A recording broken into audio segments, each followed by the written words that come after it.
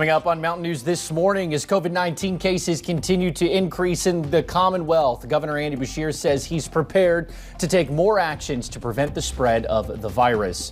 One of those actions he is suggesting is churches suspend in-person services for now, but not every church is taking heed. And one church in Lexington is getting creative as they maintain in-person services while also following the social distancing standards. Dedicated to Eastern and Southern Kentucky, this is WYMT Mountain News this morning.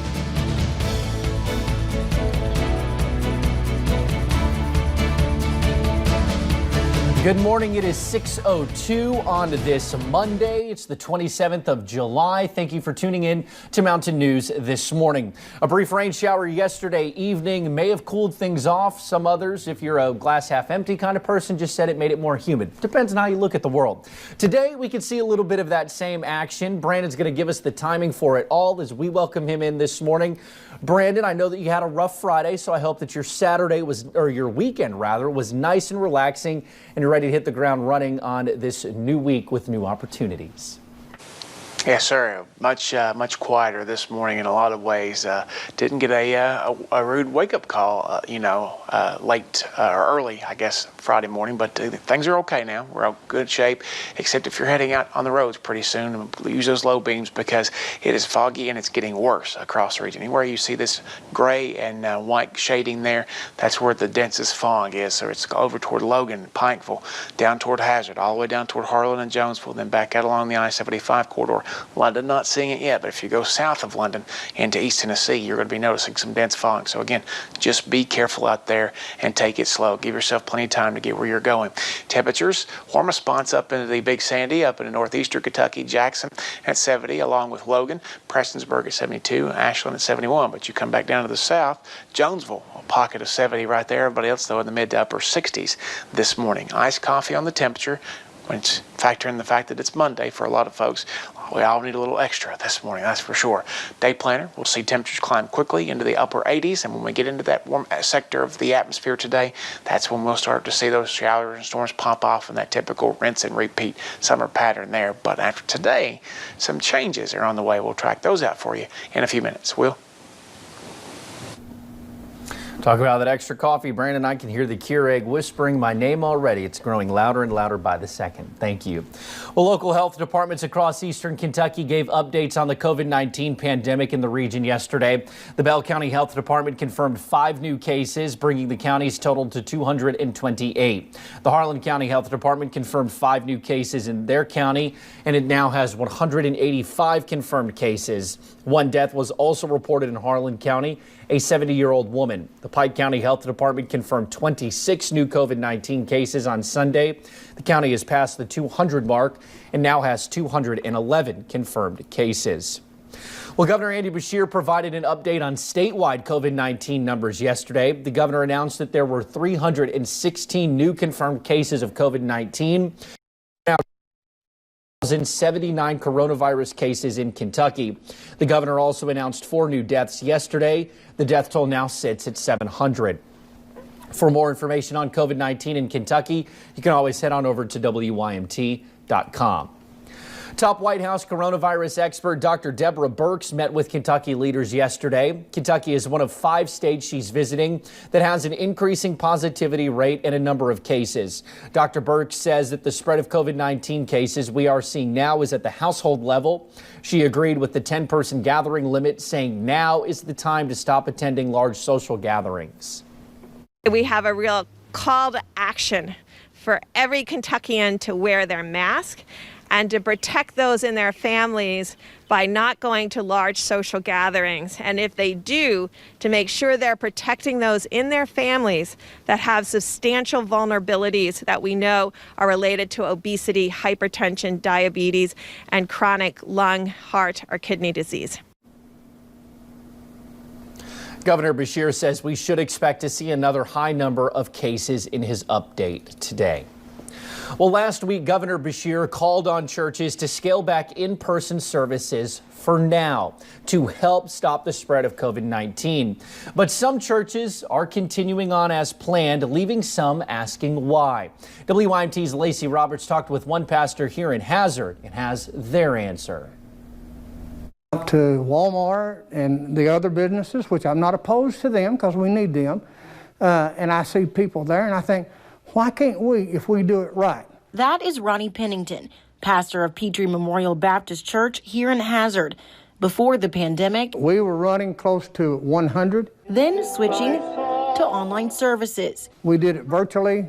Then when we were allowed to come back, we come back May the 24th. Coming back to in-person services, changes were made, going to 2 services, one at 9 a.m. and one at 11 a.m.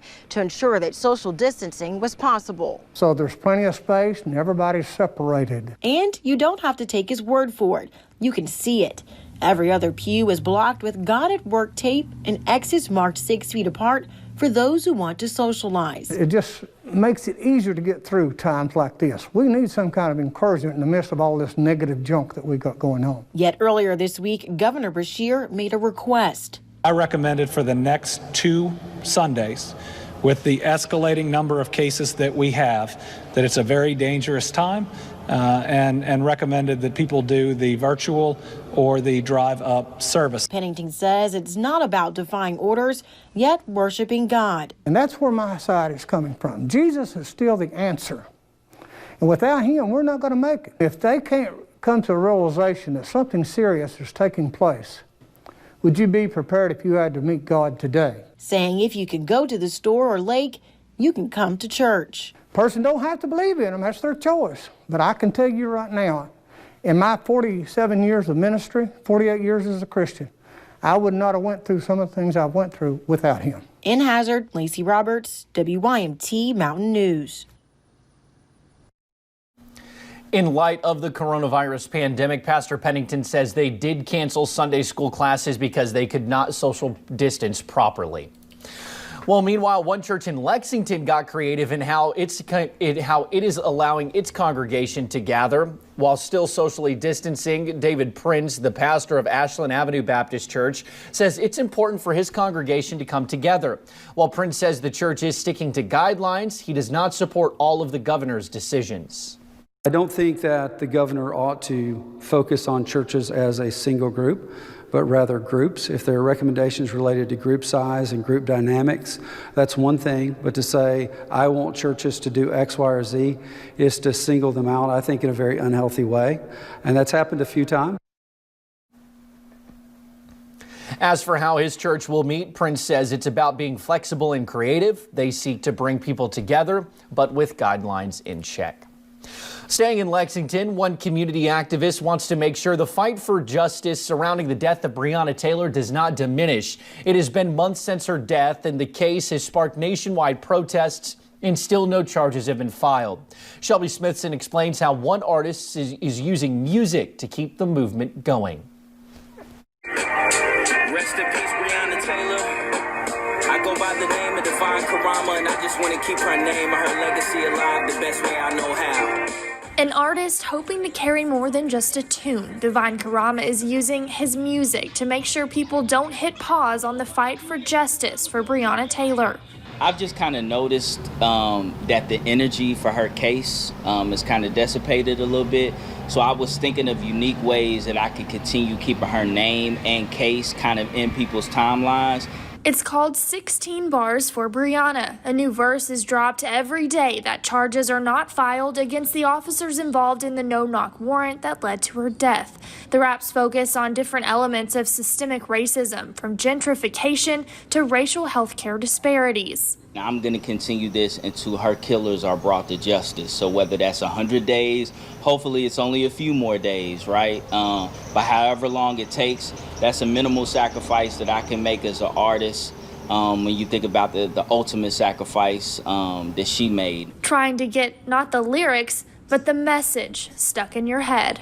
Just anything to use the art to keep her name alive.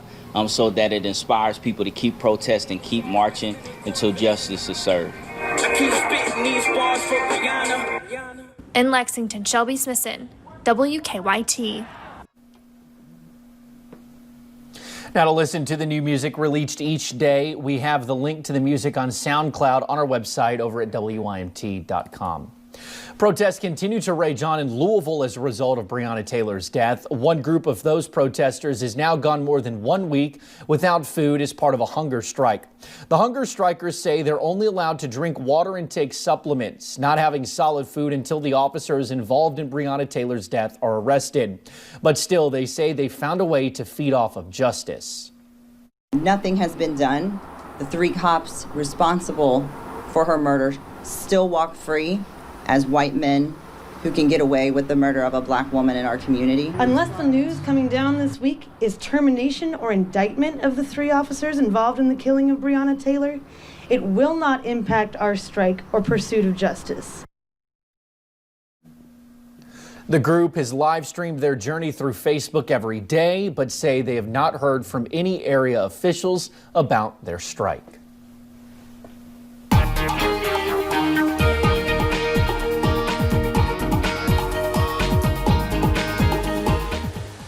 6:12 on this Monday, and the sun starting to rise in the sky there, getting broader up on top of Buffalo Mountain in Perry County this morning, but not too much in the way of clearing just yet. We're seeing the fog still kind of hanging tough, even on top of those mountains there. You see just a little bit of a haze on the horizon.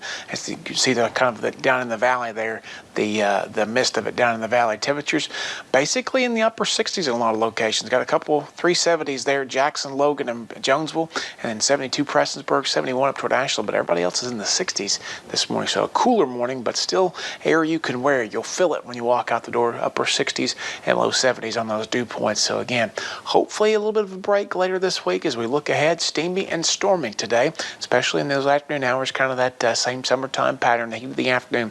A slow-moving cold front, though, will start making its trek through the mountains tomorrow, and it will keep going probably all week unless it stalls out.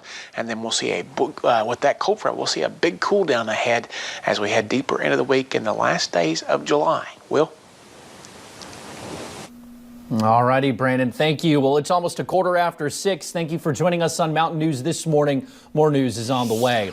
Coming up, as major theme parks reopen across the country, health officials are weighing in on if the move has caused an uptick in COVID-19 cases.